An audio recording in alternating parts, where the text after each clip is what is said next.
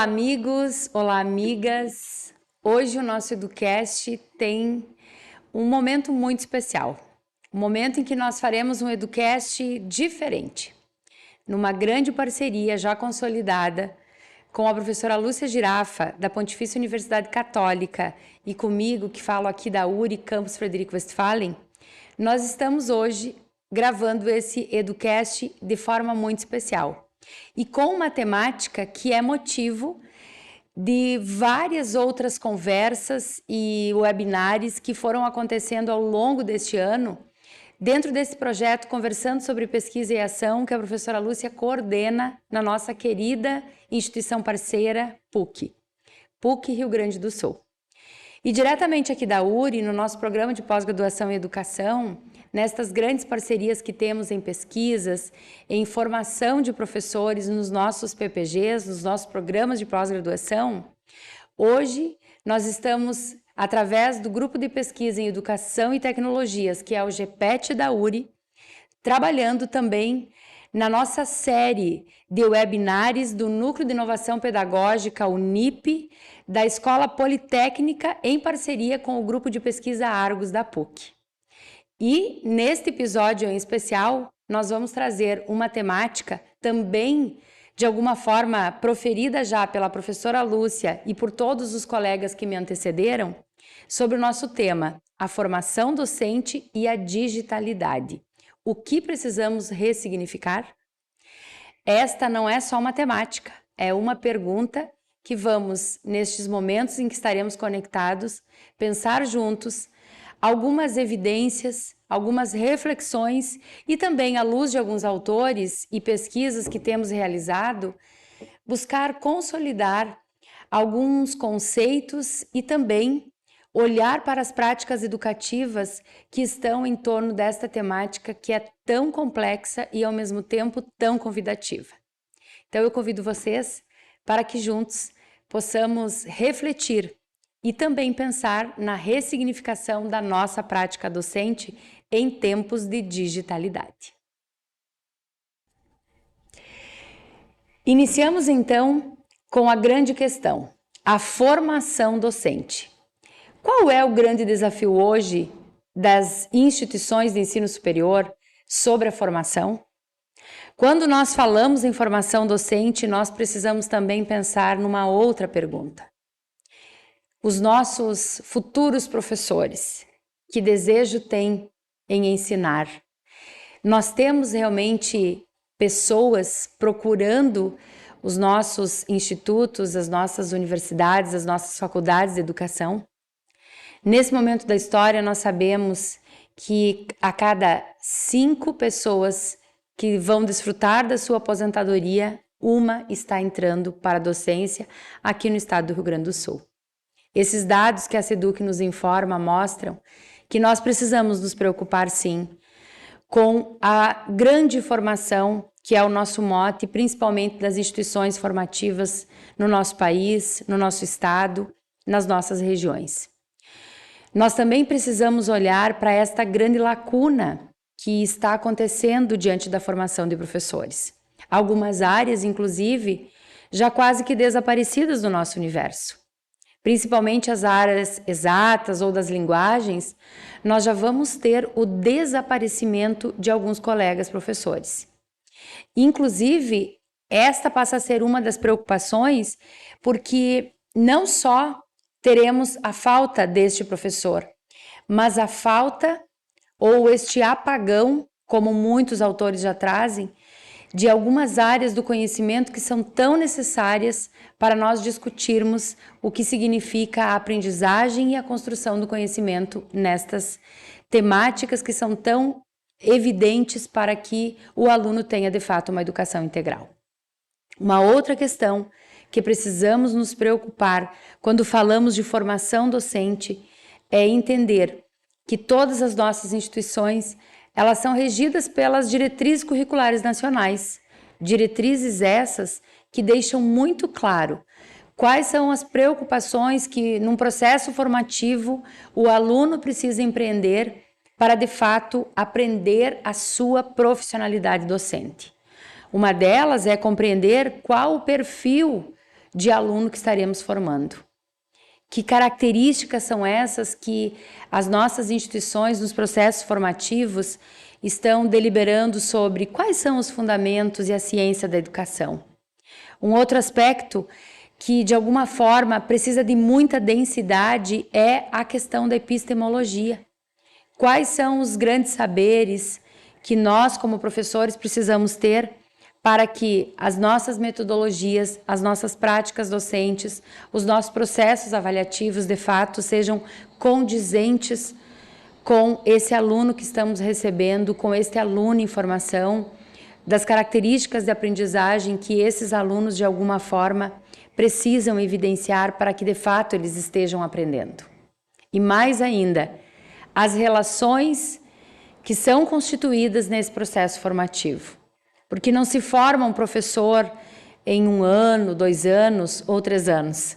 Como diz a Terezinha Rios, uma grande autora da nossa área, nós precisamos empreender essa formação docente porque o professor é um ser sempre em processo formativo.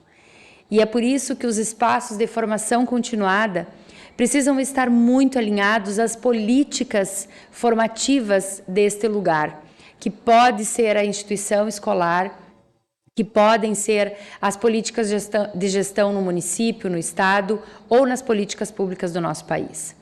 Pensar essa formação docente é algo extremamente complexo e vital para que a gente possa, de fato, constituir nesses jovens professores este grande artefato e arcabouço teórico que vai conduzir a sua prática dentro de uma dinâmica em que ele esteja, de fato, o melhor preparado possível para chegar neste lugar que se chama sala de aula, com todas as constituintes que nesse lugar se fala, como a relação professor-aluno, a relação da instituição com a família, a relação conteúdo da aprendizagem e a relação conteúdo com a forma como se ensina. É por isso que todos esses saberes em torno da formação precisam ser postos dentro de um campo de reflexão que nós, instituições de ensino, precisamos ter e, principalmente, nós, pesquisadores, precisamos constituir. Afinal, é pela formação e com a formação que nós vamos ter êxito dentro dos programas que todas as escolas e as instituições vão ter instituídos para que lá na ponta o professor possa executar bem o seu trabalho. Então, fica aí um grande alerta sobre os desafios que precisamos ter na formação de professores. E diante da formação, nós precisamos falar sobre esse docente que está junto conosco vivendo esta formação ou então sendo fruto dela. Quem é este professor? Quem é esse docente que de forma muito, por vezes rápida, passa pela nossa vida e de repente ele já está na sala de aula, realizando suas atividades e trabalhando com seus alunos, ocupando-se desta tarefa que é o fazer docente. Que identidades são essas construídas e nas reflexões que Nova também traz, nós podemos, de alguma maneira, criar esta pergunta mobilizadora para a nossa reflexão. Quem é o professor? Quais são os ritos da sua docência? Porque quando falamos de formação, estamos falando que ela é a base que cria este professor. Ela é a base que estrutura este professor. Ela é a base que traz a sua identidade. Quando falamos nesse docente, precisamos nos preocupar com a maneira como ele se reporta à família, ao aluno, ao contexto de educação, ao lugar onde essa escola hoje faz parte, que é este território onde a escola está inserida e que, por vezes, o professor precisa compreender este território onde a escola está para melhor conduzir os seus métodos de ensino. Porque uma escola que seja uma escola encastelada, uma escola fechada, que não olha para a cultura que está no seu entorno, também ali nós saberemos compreender qual é o resultado desta aprendizagem e desta construção desse ser humano que vai, de alguma forma, se relacionar ou não com este mundo que está do portão para fora.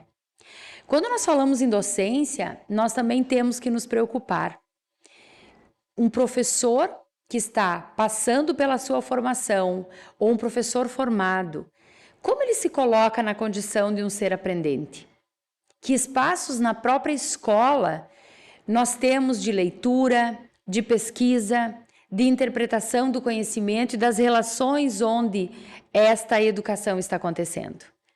O Hargreaves, em uma de suas obras, ele vai dizer: a escola é uma organização aprendente. Em que momento esse professor também para estudar, para discutir os seus processos de aprendizagem?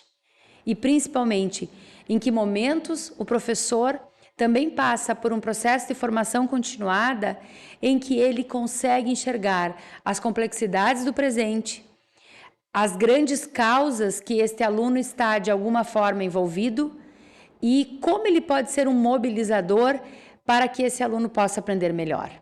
Até onde que este professor acredita de fato que o seu aluno pode aprender.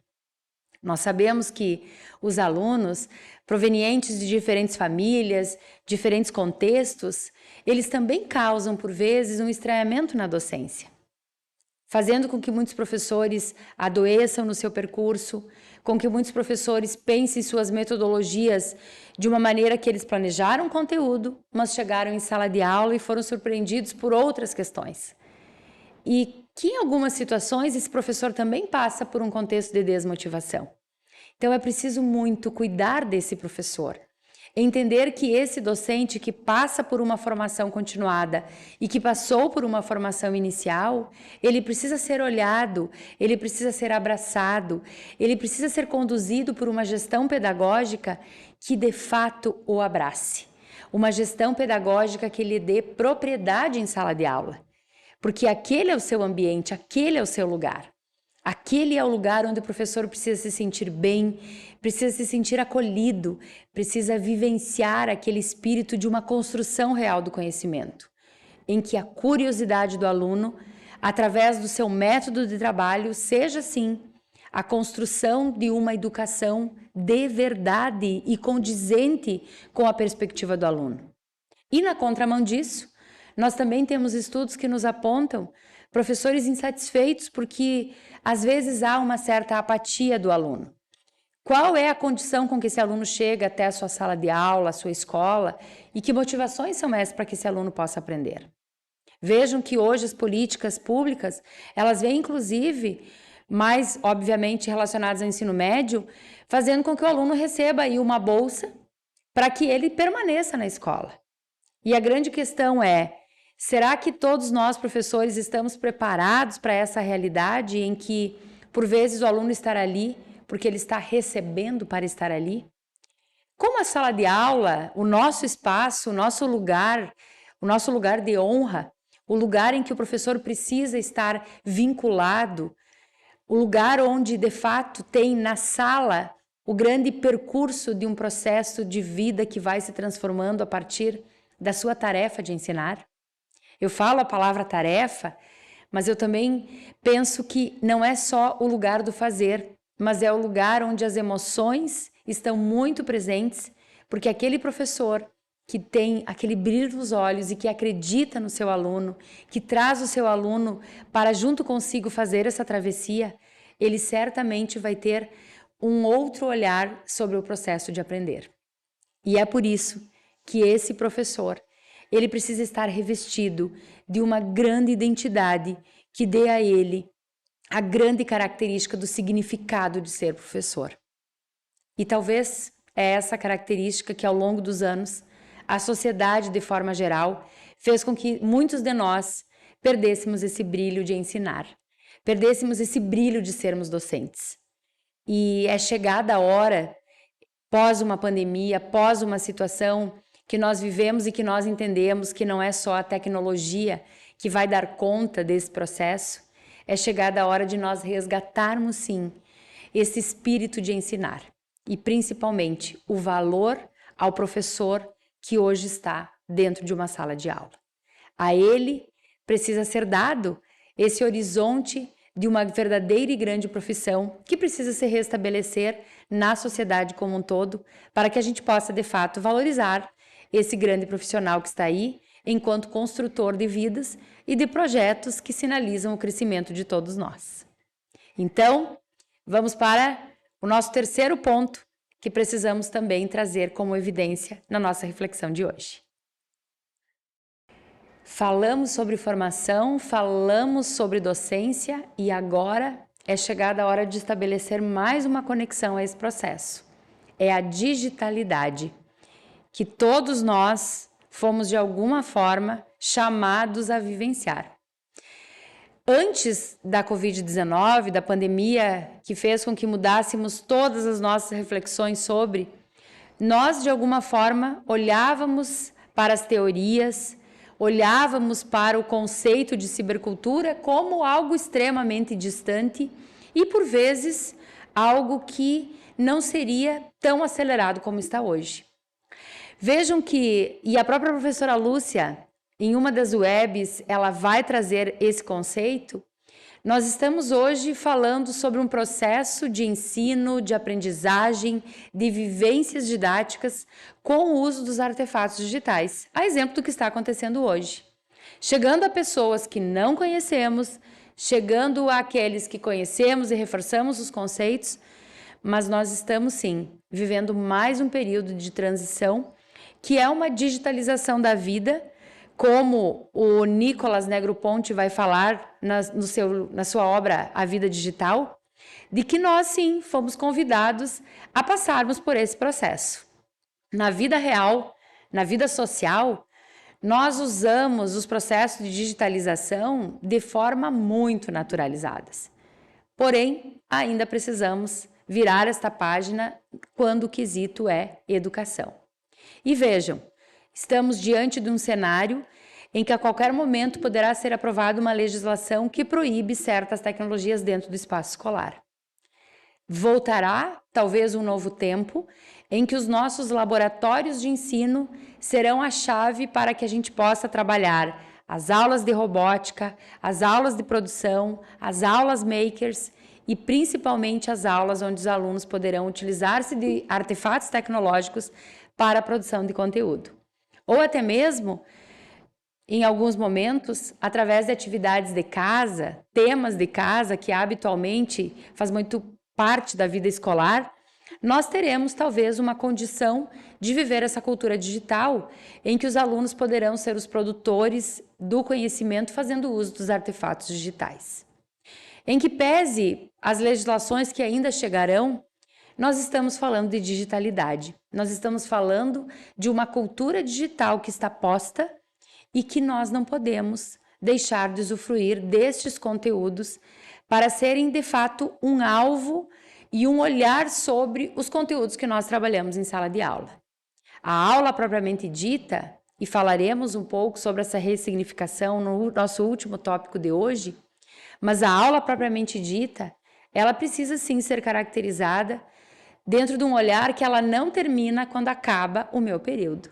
Se antes nós estudávamos o conceito de tempo cronos e de tempo kairos, hoje nós vamos poder, de fato, compreender que esta digitalidade está posta na vida do nosso aluno, porque ele é um ser de ambiência.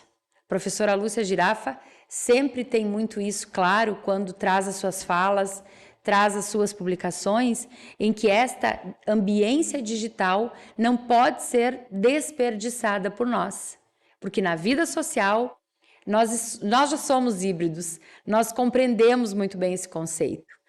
Se eu for perguntar para quem está nos assistindo, qual foi a última vez que você foi presencialmente a uma agência bancária?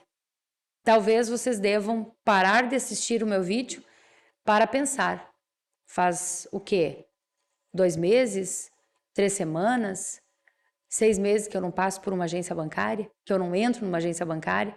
As transações hoje são todas utilizando o meu aparelho celular? Esta é a vida que a digitalidade nos traz e, como diz o nosso autor Nicolas, quando nós recebemos as notícias, né, da história, nós vamos olhar para o momento que nós éramos todos receptores, caracterizados pela pré-informação. Depois, quando fomos vinculados em massa, uma cadeia de informação que principalmente as questões televisivas trouxeram para a nossa vida. Então, saímos de uma pré-informação para uma informação e hoje, quando nós chegamos ao espaço de um consumo de tecnologia e uma evidência de inteligência artificial chegando a todo momento na nossa vida, que nós já estamos vivendo no que nós chamamos de pós-informação, quando nós somos parte de um conteúdo vivo. E muitos de nós, talvez, nos assustamos com algumas situações, muitos de nós até nos sentimos engessados, porque, assim como no primeiro episódio do Educast nós falávamos, a inteligência artificial está nos desacomodando novamente, né? E como isso vai ser daqui para frente? Uma incidência maior de tecnologia e, na contramão disso, nós em sala de aula, por vezes, utilizando ainda alguns sistemas extremamente analógicos. Esta ressignificação vai exigir o quê de nós? Estamos num processo de digitalidade que vai nos convidar a cada vez mais vivermos essa cultura digital. E ela, lá na frente, na ressignificação docente, quais são os caminhos? E é nesse ponto que vamos finalizar a nossa reflexão de hoje. Diante da formação desse docente e da digitalidade com que todos nós estamos vivenciando, como ressignificar esta prática pedagógica e o que precisamos ressignificar? A gente sabe que esta pergunta, ela tem muitos caminhos e respostas. Nos aventurarmos por um caminho talvez nos leve a outras tantas reflexões que vão muito além do ponto de vista teórico. Porque quando nós estamos falando de processos de ressignificação de docência, num caminho de digitalidade, nós também precisamos pensar em um outro paralelo disso, não só a pessoa do professor, a pessoa do aluno e a organização da escola, a política formativa da escola. Nós precisamos pensar em infraestrutura, nós precisamos pensar em acesso, nós precisamos também enxergar quais são, de fato, as linhas mestras para que todo este conjunto esteja alinhado para que, de fato, a gente consiga assumir esse novo lugar, esse novo espaço. Mas aqui, em especial, trago algumas reflexões que não são diferentes do que cada um de vocês já pensa na sua escola, já pensa na sua pesquisa. Quando estamos falando de ressignificar a docência, nós precisamos partir de um lugar que é: o professor precisa gostar de gente, o professor precisa gostar de pessoas, precisa gostar de criar, precisa gostar de interagir. Nenhum sistema, nenhum software, nenhuma aula robotizada vai fazer isso sozinha. Nós é que somos os grandes, talvez as grandes pessoas, os grandes profissionais que vamos ser os mediadores desse processo. Somos nós que vamos dar as luzes e os caminhos para que esses alunos interajam com a tecnologia. Por vezes, ressignificar essa prática pedagógica faz com que a gente se pergunte: o aluno de hoje, ele deseja qual tipo de aula? Nós precisamos também perguntar isso para eles. O aluno que nós estamos recebendo, ele consegue enxergar que nós estamos preocupados com a sua aprendizagem? Então, vamos combinar com esse aluno o que nós faremos durante o nosso período de aula com ele. Como vocês gostam de aprender? Como vocês têm facilidade em aprender? É lendo? É ouvindo? É escrevendo? É realizando uma atividade em grupo? É assistindo um vídeo? É produzindo um vídeo? Como vocês estão mais preparados para que a nossa aula aconteça? Vamos fazer uma pesquisa e, baseado no resultado de como a turma aprende, nós também podemos iniciar a nossa aula levando incidências destas características de aprendizagem para que essa aula ressignificada venha também com o olhar do aluno. Por vezes, a gente pode dar uma ótima aula utilizando o quadro, o giz e o nosso conhecimento, circulando pela sala, levando perguntas, levando frases, fragmentos de textos teóricos, levando cases, levando uma situação problema e fazendo com que cada grupo traga as hipóteses de resolutividade daquela situação problema. Mas a grande questão é: alunos, Como vocês gostam de aprender? Eu penso que quando nós fizemos esta pergunta, os alunos vão, no mínimo, olhar para nós e entender que eles precisam ter ali um grande parceiro desse processo. E eles também estarão dando dicas de como nós podemos melhorar a nossa próxima aula. Se alguns dizem que aprendem mais lendo, vamos iniciar a próxima aula com leitura. Se outros dizem fazendo trabalhos em grupos, vamos organizar a turma em 5, 6 grupos com perguntas diferentes, para que no momento seminário eles entendam que o professor também se preocupou em trazer uma pergunta diferenciada.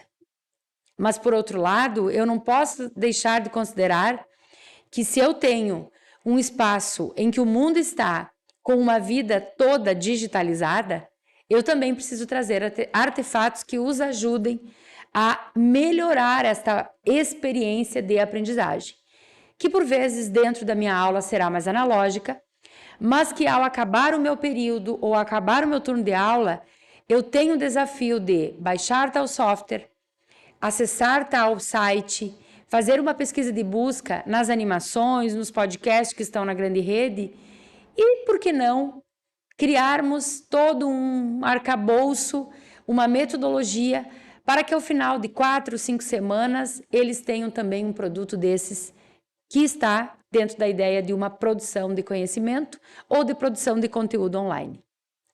Gosto muito, quando trabalho na ideia de ressignificação docente, de um conceito de um filósofo italiano chamado Luciano Floridi. Ele vai trazer a ideia de que hoje nós vivemos o que ele chama de uma educação on-life. Nós não temos mais só um mundo conectado, nós temos a vida conectada, a minha vida, a tua vida, a nossa história que em algum momento pode se relacionar com a história de uma pessoa que não está no nosso território.